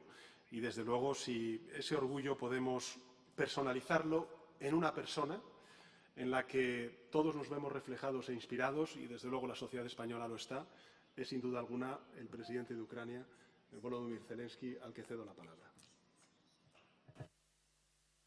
Much, Pedro, dear Mr. Sanchez, Mr. Prime Minister. Thank you for your kind words about us, our people, about Ukraine. Thank you, everybody, for your support. Dear colleagues, each of us represents Europe, and we may have our own views and sometimes different opinions on European issues. It's normal, but still, we all are Europe. And it's not just about geography. It's about history, morality and security that we share. This is the unity that has no right to become weakened, because Europe should not be a ruin. You know, this Tuesday I visited Kharkiv region in eastern Ukraine, and at least 1,200,000 residents there in Kharkiv. And the distance from the city to the border with Russia is less than 40 kilometers, or less than 3 minutes of flight time for an S-300 missile, which the Russian army uses to terrorize Kharkiv each day. And thousands of facilities have already been destroyed by such missiles: houses, schools, universities, churches, power plants, transport. But Kharkiv, wounded by this terror, shattered by missile debris, is alive. And we are doing everything we can to protect people and keep regular social and economic activities. We are keeping all key institutions working, from government agencies to our education system, in particular in Kharkiv. And most children in the city study online until there is a fully effective air defense system. Children cannot attend schools. But Kharkiv has found a solution. 65 school classes with more than 1,000 children are taught not online, but in the usual way, as in schools in any other Euro countries, but in the subway, under the ground. School classrooms that are provided with everything children need: furniture, equipment, Wi-Fi, but in the subway, under the ground. It's really, it's 2023, and the subway is the only safe option for a city of 1 million people to bring children together for school. This is what the neighborhood with Russia means, but it is not only our neighborhood, whereas European countries border the terrorist states. And in fact, Russian propagandists and officials talk about them as the next targets of their aggression. Targets. Exactly, that's the word. Dear leaders, are there enough underground stations in your cities where it would be possible to organize protected schooling for children if Russia's threats become real? And it is preparing to make them real. I will be honest with you, as I always am. Russia is now considering various scenarios for the coming years. One of them is particularly dangerous. If there is some pause in their aggression against Ukraine, any freezing of the situation, there will be a new critical moment. 2028. If Russia is allowed to adapt now, by the 2028, the Kremlin will be able to restore the military potential that we destroyed, and it will have enough strength to attack the countries in focus of Russian expansion. And in addition to Ukraine, these are definitely the Baltic states and definitely other countries where Russian contingents are present. This is clear information from our intelligence, and we are signaling it directly to you. Russia is trying to free the situation to adapt and learning from its mistakes and preparing to move on. Please remember that the most dangerous enemy is the one who really made conclusions and prepared for the next attack based on, especially on these conclusions. Moscow clearly outlined its ambition to capture more imperial space, to prevent Europe from being a place of free nations and working democracies to break European unity. And war is Russia's basic tool for this, a tool to enslave or to manipulate others. Russia tried for decades to keep control over the neighboring nations by starting wars and by freezing wars. Russia has hurt Moldova, tried to crush and divide Georgia, destabilize other parts of the Caucasus, strangles Belarus, and tries to tear pieces from the body of Ukraine. Every nation that Russia is acting against in some way or another, every state that has suffered from Russia's interference or invasion. And we all have to stay in a special unity, stay together, in a special cooperation and in a special relationship with everyone else in the European Union. We all need a format of support for the nations whose lives Russia has already tried to destroy, so that the ruin caused by Russia can never spread anywhere else. All these countries need economic support, it's true, and all these countries need security guarantees, so that Russia will not even be tempted to try to break their sovereignty ever again. And a clear signal is needed. Russia has no chance. And most importantly, what will give our unity the full strength, the aggressor is most effectively neutralized by defeat in war. Right now, and right in Ukraine, we have the opportunity to cause a fundamental defeat to Russia's aggression. Together with you and our partners, we have already done things that seemed impossible to many. Together we have defended Ukraine. Europe is more independent of Russia than ever before. Europe has truly proven that it has the right to be a global center for the protection of human freedom and international law.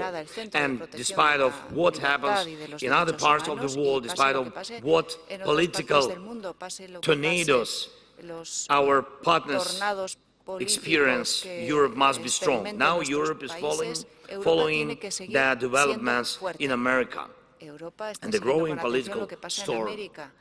And Europe has its own potential for strength and its global role, which should be as powerful as possible in all key issues that are important for Europe. And as for political storms, I'm confident in America, confident they are strong people, strong society with strong institutions, strong energy of democracy. And I was recently in Washington, talked with President Biden. I talked to congressmen from both parties, both chambers. They fully support the defense of freedom and understand that it is Russia and us, the enemies to our way of life, who want to ride such political storms. So we in Europe have to be ready. America helped us, helped Europe to survive, and now it is important, very important for Europe not to hide sails from the wind, trying to wait out the storm, but to be together in this uncertain time, to work together, to work united and protect our values, our common space of liberty, common with the US. This mutual support both in calm times and times of security challenges and turbulence is the real meaning of the transatlantic partnership. Dear colleagues, thanks to Ukraine, your soldiers are not fighting against Russia right now, and we do not doubt NATO's strength But I'm sure none of you wants to find out what it will be like if, God forbid, NATO has to stand up for one of you. We have to win in Ukraine so that Putin cannot scale this aggression to someone else, and it is realistic. That's why the key things are our unity. The unity and solidarity of all of our Europe must be unwavering. The unity of all 27 EU countries, all the Europe, not only EU. The strength of our common rules and agreements. The shortness of the EU's ability to expand under the founding treaties. And I thank all of you who really work, who truly work for the strength of the Ukraine, for the strength of the EU. Secondly, we must not allow Putin to destabilize any other parts of the world and our partners in order to ruin Europe's power. We must continue to put pressure with sanctions, politically and economically, so that Russia cannot spread chaos. The presence of Russia, its military or proxies on the territory of any other country is a threat to all of us, I'm sure, and we must work together to push Russia out of the territory of other countries. Thirdly, the capability of Ukrainian soldiers, air defense in our country, especially now before winter, and the weapons in the hands of our soldiers, missiles, artillery, with which we can destroy the positions of the occupiers and liberate our land and our houses. Every Russian drone shut down in Ukraine, every Russian tank destroyed in Ukraine confirms that this drone, this tank, any other Russian weapon destroyed in Ukraine will not strike anyone else in Europe. And I thank all of you, each and every one of you, your nations, thank you for your defense help. Additional air defense systems for Ukraine, additional artillery and shells, additional long-range missiles and drones for our soldiers, as well as additional formats of support and security guarantees for nations threatened by Russia. All this is a real protection of Europe from further aggressive steps by Russian Federation, and to ensure that in the coming future there is no war anywhere in Europe, that no other city in Europe lives through what our Kharkiv, for example, Kharkiv and all the cities and villages of Ukraine are experiencing. Then at this time, right now, this year, next year, and above all in Ukraine, our unity must work to the full capacity. Let only Putin's ambitions be ruined, not our countries, not our people, not our cities. Children of every country deserve to be secure, and everywhere in the country, not just in the subway, not just in the shelters, underground, but everywhere. We must make it possible, and we'll do it. We must win. Thank you for your attention and for the invitation. Slava Ukraini. Thank you. Thank you, Volodymyr, for your testimony. And now I give the floor to President Michel. Thank you, dear Prime Minister. Thank you, dear Pedro. First of all, let me thank you for hosting us in such a beautiful location. Thank you for your warm welcome, and I feel that you are all impatient to discover tonight the Alhambra. Ladies and gentlemen, dear friends, this is already the third meeting of our European political community since we launched it 1 year ago in Prague. And I think this shows the relevance of this unique intergovernmental and leaders platform. Unique initiative for boosting cooperation, for increasing what I'm calling our collective intelligence and addressing today's challenges. COVID-19, climate change, energy security, cyber and hybrid threats, and on top of this, Russia's war against Ukraine. These challenges are too large for one nation to tackle alone, and it's why more than ever we must confront them together and take a strategic approach.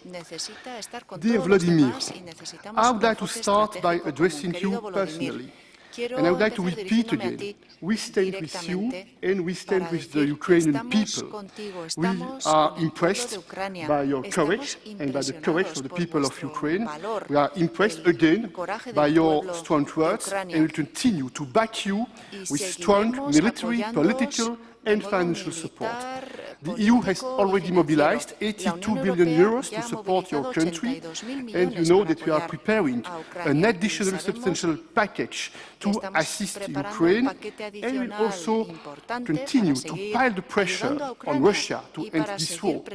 For instance, we strongly support the efforts with the G7 to ban the imports of Russian diamonds starting next year, and we continue to work actively work with international partners to prevent the circumvention of sanctions. And we also fully support your efforts, especially with your peace formula based on the principles of the UN Charter, based on the principles of no impunity, and based on the principles of the territorial integrity.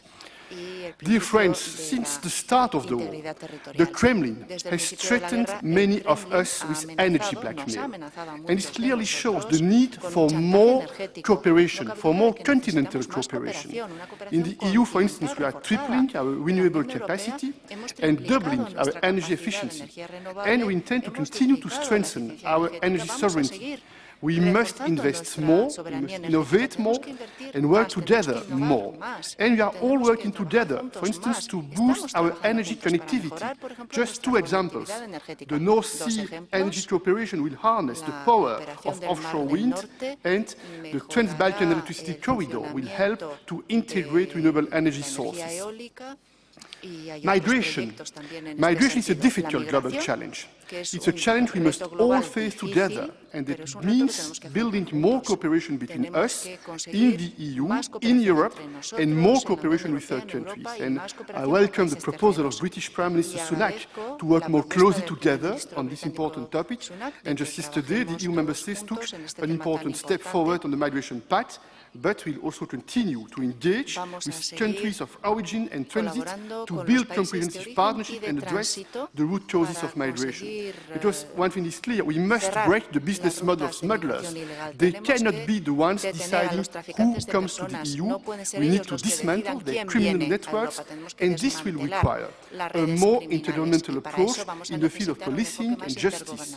And we should also look at the opportunities for legal migration on the one hand, but on the other hand, we need to work for more effective returns. Ladies and gentlemen, I sincerely believe this political community platform can play and should play an important role in diffusing conflicts and in helping to resolve them, notably in the South Caucasus and between Serbia and Kosovo. Because conflicts are not only a problem for those directly involved, they are a problem for the region and for our continent. And we should use this unique platform to build more confidence among us, more confidence, more peace, more stability, more predictability. The world is watching our European continent, and some hope we will fail, but many others hope we will succeed. Our citizens want us to lead and to be a force for change in improving their daily life, and it is our responsibility as leaders to show that we can work together to ensure peace, security, and to improve well-being, and to bring the four corners of our continent closer together. And I think that this political community is a vision for the future. It's a vision for a Europe that's united, that's peaceful, stable, and prosperous. Thank you. Thank you, Charles. And now I give the floor to the President of the Commission, Ursula. Thank you very much.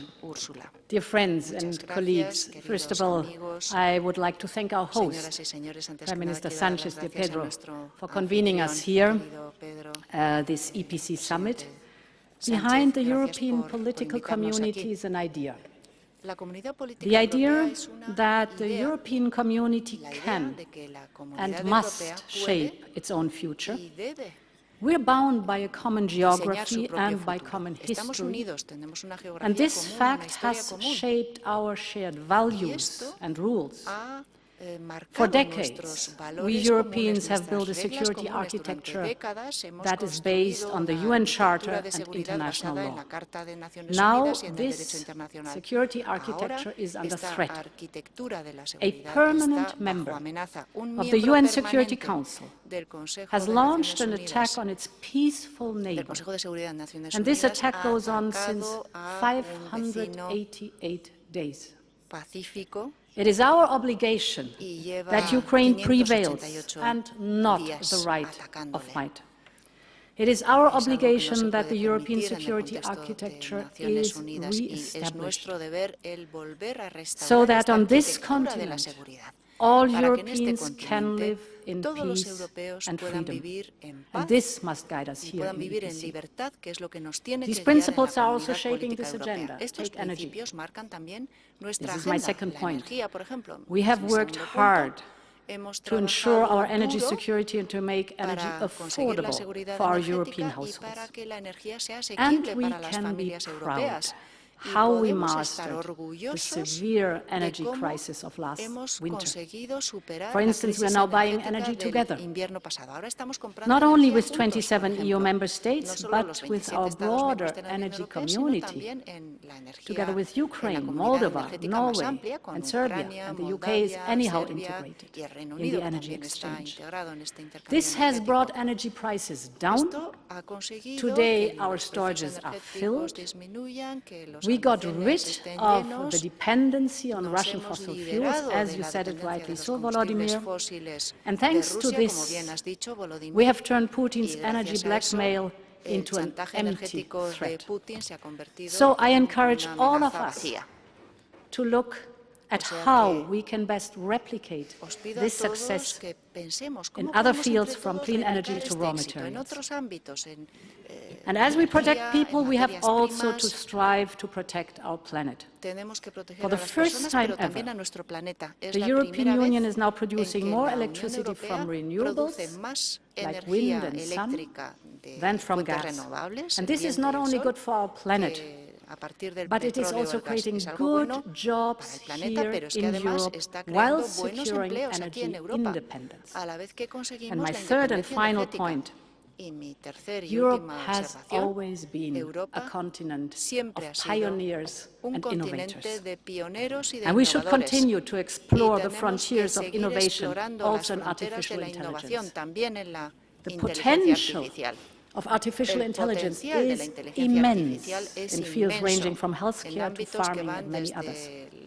But we also need to protect Europeans from the risks of unregulated AI. The European Union has put forward the world's first comprehensive and pro-innovation AI Act. It is a human-centric approach.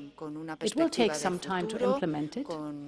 So now we need a globally coordinated response and dialogue with companies so that they voluntarily commit to a values-based and ethical use of AI. Let us join forces here too in pushing for global governance of artificial intelligence. All the challenges we face, from collective security to AI, call for a common European answer.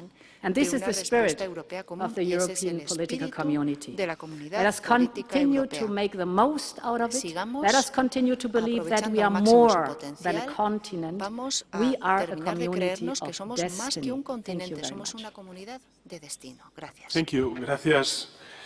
Muchas gracias a todos y a todas. Y ahora vamos a seguir las reuniones en los clústeres que tenemos y daría por levantada la sesión inaugural de esta tercera cumbre de la Comunidad Política Europea. Gracias.